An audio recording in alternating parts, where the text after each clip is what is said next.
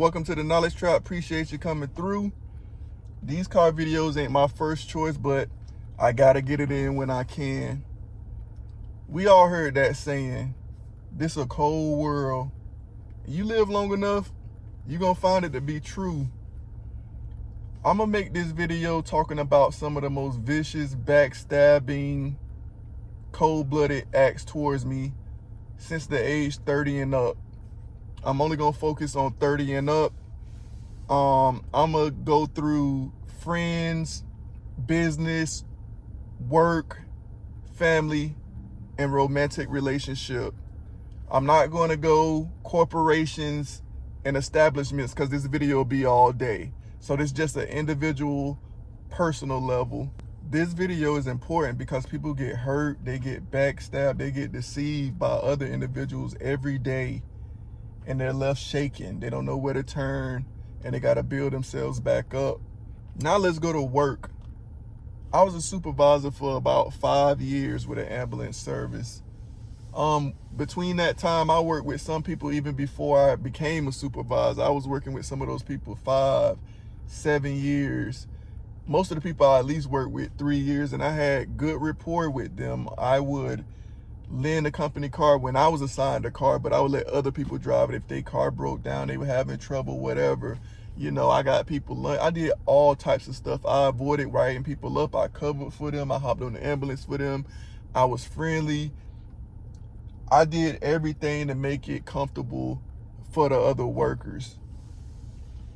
Long story short, when I was leaving for a better position, an operations manager, there was only one person out of about 15 people who even said, okay, nice working with you. By the time they realized I was moving on for better, they had nothing nice to say, and they actually began to despise me. So the day I left, it was literally one person that said, hey man, nice working with you. Other than that, nobody fucked with me. Another time when I was a supervisor, there was these girls who, they got mad because I told them they can't come because they were avoiding calls and we had patients stuck. They eventually called the state and hid their AED, they did a defibrillator, which is very important on the ambulance. They hid the AED and they called the state for inspection, which it still didn't work. I didn't get jammed up, but they tried it. And the state inspector was asking for me by name. Then once I started to enforce the rules to put equipment back where it's supposed to be, you know, they refused to do it. And it started this big argument. And they, you know, cuss me out and say what I'm not and this and that. And long story short, the higher ups didn't even discipline them and actually tried to get on to me, which made me leave that job a little bit early because they said I was just supposed to stand there and take it and deal with it later. I'm like, y'all must be out y'all mind. Let's go to family. I had 2 brothers, both of them in prison most of their adult life. The first one I bring in, I'm trying to help him out. He ended up touching a girl in my house inappropriately while she was asleep. And then he turned around and stole my car. And then blamed me for stealing my car. My other brother, he came there, he was on drugs. I nursed him back to health. He turned around one morning, and it was weird because he was up at 3 a.m. when I was going to work. And you know, he gassing me up, man, you my favorite male in the world. I love what you done did with yourself. I want you to mentor my son, blase blah. Within an hour of me leaving for work, he tried to come on to my companion at the time. After all of that gassing me up, after all of that, brother, I love you, I mentor my kid, and then he tried to come on to my companion. And of course, you know, I put both of my brothers out. It is what it is. Let's go to friends. I had a friend after high school. We was friends. We played football together in high school. And after high school, right after high school, he got locked up on a charge. I wrote him the 2 years he was in prison. Cool, you don't owe me nothing. But he always said, man, you the only person besides my mom and a couple family members that wrote me. You were consistent. I appreciated it. You gave me inspiration. You kept my head up. Da-da-da-da.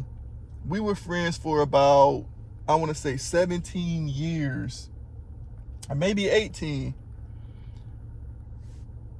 He was there to listen about my divorce, all the negative stuff. I had that car with the mechanic. I had that car for about 10 years, and the last 3 years, he would listen to when it broke down, and it just gave me a lot of trouble and cost me a lot of money.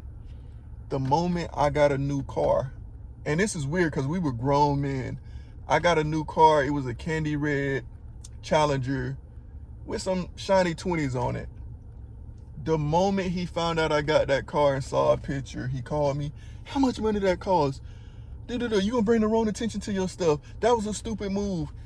He called me with negative energy, and just instead of just saying, hey, congratulations, that's a nice car. I'm glad you don't have to deal with the hoopty no more.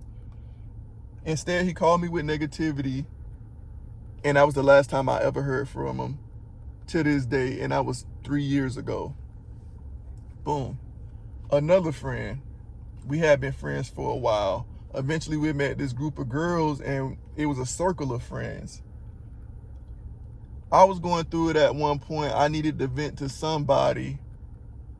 For whatever reason, I chose him because I trusted him.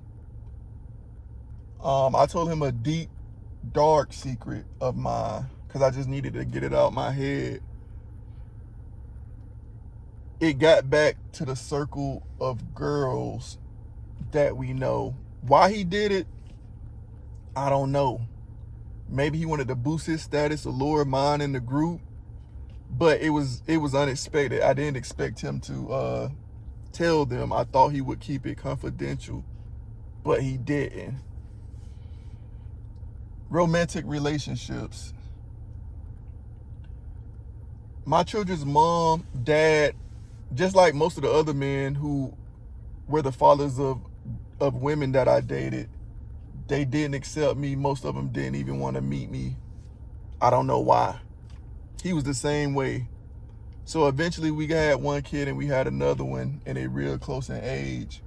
So while she was pregnant with the second one, I decided, you know what? I'm going to just go meet her dad and mom. I traveled to the Virgin Islands. I'm literally in the driveway, and her mom and a couple of her brothers come out. We talking. I see her dad peeping through the window, and he done talked all of this shit.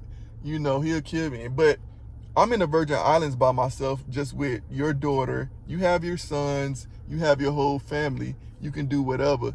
This guy didn't even take the time to come outside and meet me and let me feel his energy. He just peeped through the window the whole time, and he didn't want me to come in the house to meet him.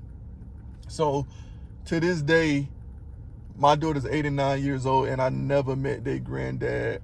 And I had traveled probably a few thousand miles or more to meet him, and he refused to meet me, and I did nothing.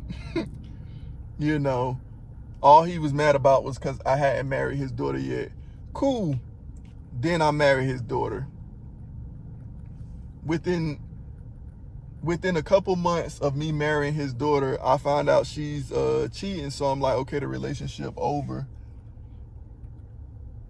She goes to line the police, line to the courts, and I'm talking about these are the most heinous, disgusting, despicable lies that you can ever imagine. Lies that will get me locked up in prison for 20 years and probably killed in prison. Those are the type of lies she was telling, which eventually led her to losing any contact with the kids.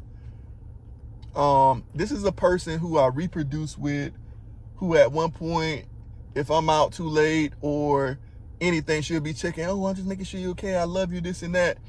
And it turned out to be one of the most creep people that I ever dealt with. Me and her don't talk at all.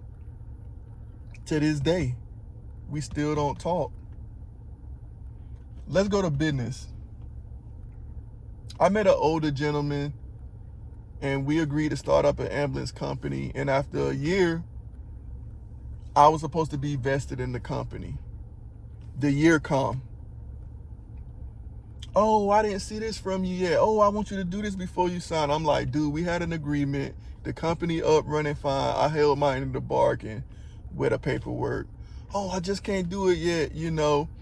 And if I would have stayed, he would have kept moving the goalpost on me for certain. He would have kept moving the goalpost. But I peeped game, so I immediately resigned. And it wasn't all lost because I had made more money than I ever made, and I got several bonuses up out of him. But at that moment where he went living up to his word, I had to cut ties immediately. I had a mentor, an older woman, and I looked at her almost like an aunt. She had mentored me in the school system when I was interning, and then even after. And she was cool, but when money got involved, she withheld information and let me pay more because I was calling the state trying to figure out exact hours. They couldn't tell me for whatever reason. She acted like she didn't know, but at the end of the day, she had supervised other people. It was individual supervision. So she know they didn't pay that much money. Long story short, I ended up paying 4 times as much as I should have paid. And she let me do it because greed, you know, and it's somebody I saw as an aunt, a mechanic that I knew for 11 plus years. He was almost like an uncle, you know, and it came to a point where he started acting a little shady, and I'm like, is he really? Because even somebody else warned me about him, how he was getting. And then at one point he had my car, and he ended up having it. He kept stalling me. He had my car about 8 months. Come to find out during these 8 months, because I'm like, how do he keep finding more things wrong with the car? I'm just like paying him, and he keep, oh, well, you know, I found this wrong.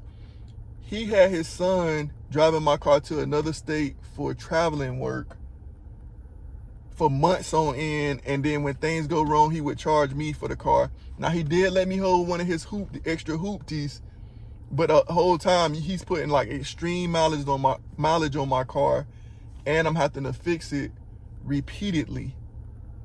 And then when I find out and get my car and I confront him, he go and lie and tell the people we know, which they know my character. They knew he was lying, and they know him. And he act like I was the bad guy, like I didn't pay him for a job that he never even did, the original job that I gave the car to do. But I had to pay him like 4 times for other things. And he just, you know, we never talked again. All that to say, this is a cold world. You're not bad for keeping an eye on people and being vigilant. Watch people. You're not paranoid. You're not overly cautious or anal for crossing all your T's and dotting your I's. Because I'm going to be real, most people, when money involved or women, you know, most people ain't shit. Most people will backstab you. If you elevate past them in their eyes, they'll start hating. That's why it's easy for me to stay off the scene these days. I ain't got to be around a bunch of people. I can stay focused on my passions, my purpose, self-improvement. I can self-prioritize. It's no problem because I already know the game.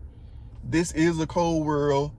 It's just disguised with hugs, kisses, I love you, terms of endearment. But when it come down to it, if it's you or me, most people gonna pick, okay, you get the short end of the stick. That's the way it goes. So focus on yourself, set boundaries with people. If they keep breaking those boundaries, get rid of them. Don't feel bad. You gotta protect yourself out here, because indeed it's a cold world.